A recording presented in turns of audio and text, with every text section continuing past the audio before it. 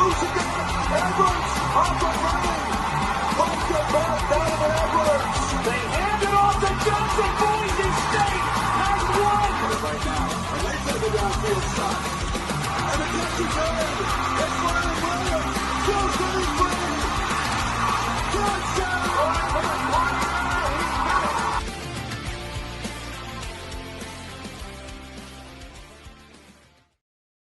Alrighty, everybody, welcome into another edition of the Gridiron Uncensored podcast. It is time for UCLA to get your preview on.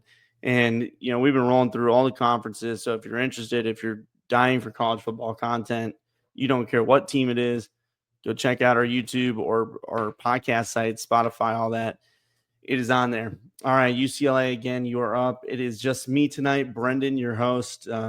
Partner Trevor is out, so we're just going to roll solo. And, again, we're going to get right into this because, you know, I don't like wasting time here.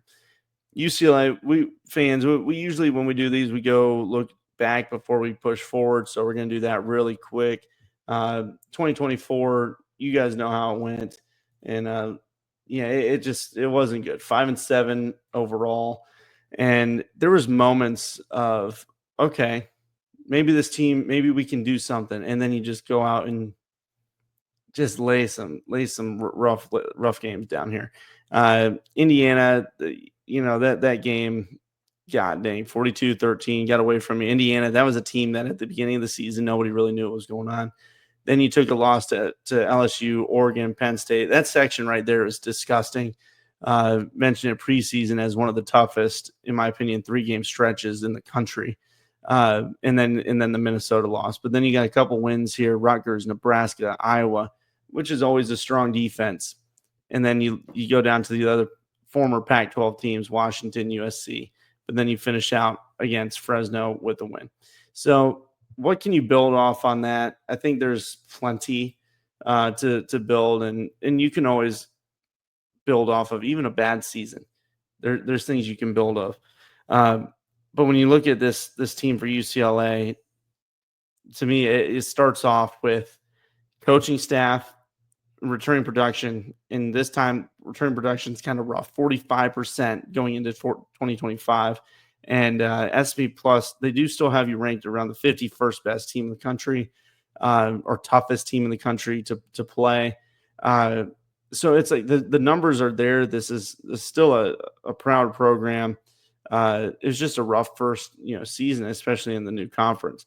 So when you look at, you had a brand new coach, Deshaun Foster's back for his second year. He's bringing in a new offensive coordinator in Sinceri, because last year that offense was 118th in the nation in total O.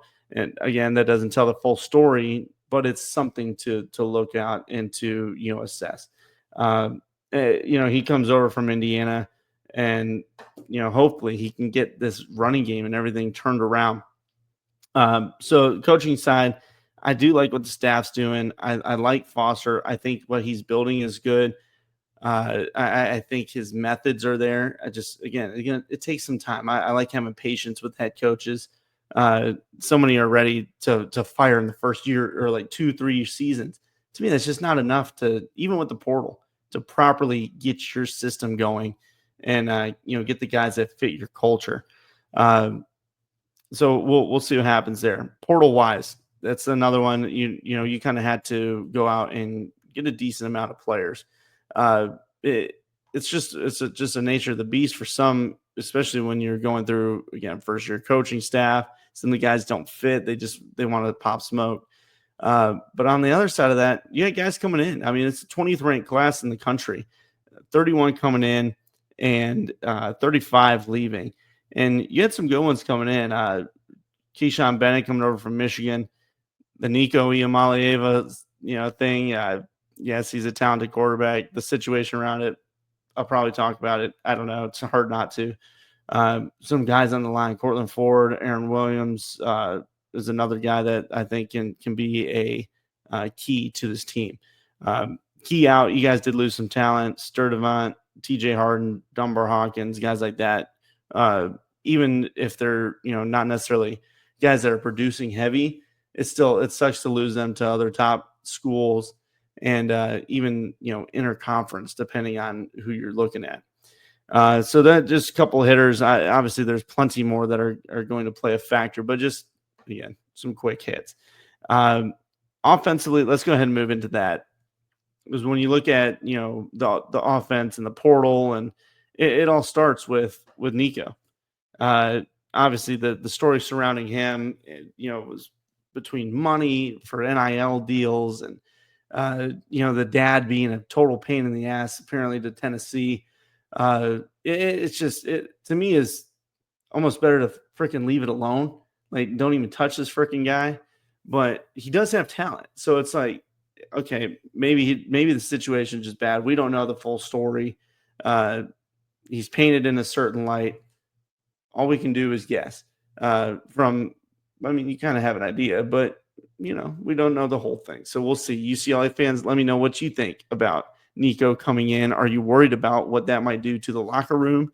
Do you think it's all overblown? Tell me what you think in the comments. All right. Talking offense, Nico's in.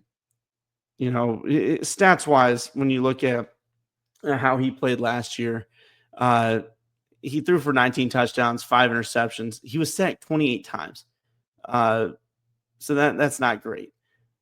But the thing that I guess worried me when looking at him was some of the big games that he stepped into. It was like he didn't show up necessarily at times, especially even the Ohio State game, in the playoffs. But he shows his talent. He did have a lot of overthrows. If he can dial that deep ball in, okay, now we're talking. But he's quick. He's able to run. So that there's plenty of talent on this young man, but he's just got to bring it all together. What do you have surrounding him? That's, huge question. Offensive line support. You guys got good portal pieces there, but last year you're 132nd in rush offense. Like, what? How the hell is that even possible? So you guys got to figure that shit out. Offensive line support, we mentioned that. Portal, is a huge position that you guys went after. You bring in Eugene Brooks over from Oklahoma, Katie Arnold coming up from Jack State, Armella coming over from Florida State. I know I say coming over a lot, but I don't know what else to say. Cortland Ford from Kentucky. There we go. So you guys have players coming in from big time programs that are looking to fill the void here and fill the gap and just try to build this chemistry of the O-line. I think Ford's going to be a crucial piece to this program and trying to get the run game rolling. And if you can get the run game going, then Nico's going to be more confident. Because last year they had Dylan Sampson at Tennessee when he was there, so that took some of that pressure off him as a young quarterback.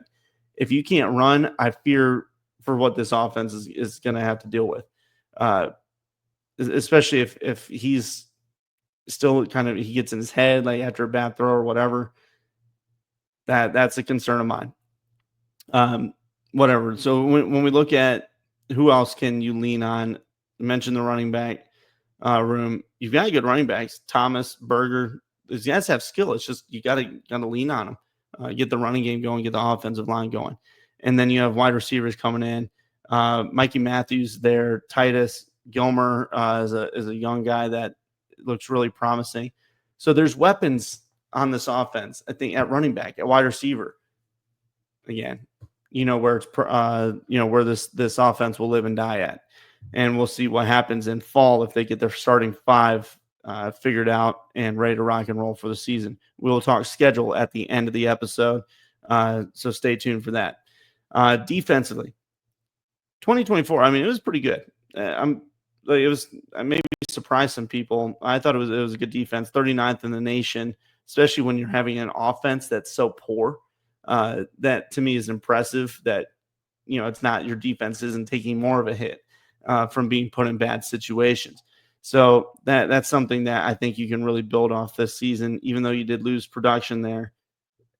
That just means to me that the coordinator and the scheme is ready and right for this style of play.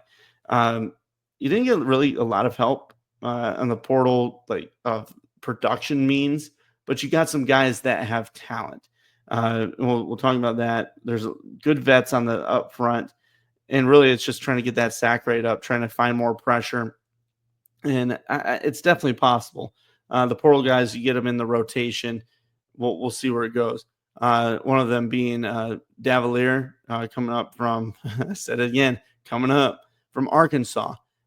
Mentioned earlier, edge rusher or defensive lineman, interior, and Keyshawn Bennett. He's the numbers on his name. I don't think they're right. It says 6'4", 257, but I think he's probably pushed up a little bit more, but he can play interior or edge. And then Anthony Jones, Michigan State. So you guys have players coming in that can help support. I think I mentioned Ashton Sanders from Oklahoma. So there's a couple of guys. It's just I want to see the production from them and how well do these young guys step up and get into the rotation. Linebacker, you got some studs that you're replacing. The rotation guys, they're coming into the bigger role. I think they're going to be all right. Vaughn and Woods. Chisholm is coming up from coming up again. He's coming over from the Beavs, man. Old friggin' Oregon State. So there's players there. Want to see them step into these larger roles and just really focus on plugging that run scheme, the run defense, and stepping that up. If you can do that, you're going to win some games. Defensive back got a lot of help. I mean, a lot. I'm not even going to count how many guys, but to me that's a plus, especially if you can get this defensive line attacking the quarterback. The defensive backs that you brought in, which are all talented, it's going to be a good defense again. I think it's going to shape up just fine. Key Lawrence, Ole Miss, Byron Threats, UCF, Ben Perry, Aaron Williams. I mean, that's just the bottom of the list there. Anthony Woods, Utah. So, again, you got dudes. Robert Stafford from Miami. Building a lot on the outside. I prefer, personally, going after the big guys up front and trying to build that way. But if you felt good about what you had already and the young talent you have there, all right, I can understand why you're going so heavy for the defensive backs in this portal class. So really, when I look at this team, it's so much about the line play on the front, on the offensive side, get the run game going. On the defensive side, pressuring the quarterback. If you can do those things, this team's gonna win some games. All right, let's look at the schedule. Pull up, fiddle around here, get this thing squared away and pulled up on my side so I'm not blind because it's so small over here. I know I'm talking to you while I'm doing this, but I don't really care. All right, looking at it, 2025, Utah, first game. God bless. I mean, that's gonna be a slugfest. That's going to be a tough game. Utah's got Dampier coming in at quarterback. I think he's really impressive. If you want to see what we thought about that team, you can go back and check our YouTube page or our podcast platforms are on there. UNLV, that's a team that out of the group of six that has so much question around it simply because you got a brand new head coach in Dan Mullen. I almost forgot his name. And then all the players that they brought in. I mean, so many different players. A lot of them have talent, a lot of good looking, dudes on that team. So we'll see what happens, but I think you guys will be able to win that one. I'll kind of give you a floor ceiling, but I'm going to just talk through each team. Northwestern, they have some upside there with Preston Stone at quarterback, and he's gelling well with their offensive coordinator. So that one might be a dangerous game. Penn State, everybody knows they're talking about them as national title. Full-on contender. They don't think, they're going to be anything less than a playoff team. Michigan State, a lot of it depends on Aaron Childs, how he develops over this offseason. Maryland's got your old quarterback. Indiana, I think that's going to be another tough team to play. Nebraska's on the up and up. Second year of Raiola. And then you have Ohio State, Washington, and USC. Not an easy schedule, guys. Not an easy one at all. And the over-under shows you have 5.5 from Vegas. So when I looked at it and what the potential you have with Nico and in the running game and maybe these offensive linemen really gel and can get things going, my floor for you guys, again, is a 5-7. I think I think anything less than that, you guys just have too much talent. You beat UNLV, you beat New Mexico, you beat Northwestern, uh, Michigan State, Maryland, and then you find one other, maybe Nebraska, maybe USC or something. I don't know, but I put it at 5-7. Maybe you upset somebody, and you lose, or maybe you beat Utah early. There's options. I like Utah a lot, so I find that one hard to say you guys are going to win, but I'd say it's like 60-40 in favor of them in the way I feel about it. But you never know. You never know. Ceiling wise, I have you guys at 7-5, and I think if you guys hit 7 wins, that's going to be real. That's going to be an impressive season. That means your run game's moving a little bit more. Nico's settled in. It's just, to me, it's a tough schedule when you look at it. Utah, again, that's a team I like. But I mean, I think you have potential to beat Northwestern, UNLV, New Mexico, Michigan State, Maryland, Nebraska, one of the USC, Washington. One of those teams, you have the ability to maybe upset Indiana. So to me, there's a path for 7 as a max. Maybe 8 if things just go freaking the greatest they've ever gone. Maybe not the ever, but you know what I mean. So that's kind of where I'm looking at it, guys. Let me know what you're feeling. Let me know how you're feeling about the coaching staff, the schedule, quarterback play, the whole thing. I want to hear about it in the comments. And if you like this episode, hit the subscribe button. I'm obligated to say that by my contract. I know you guys probably get tired of hearing those words, but got to say it. Got to remind you. So appreciate you being here. Thank you for your time. We'll see you around.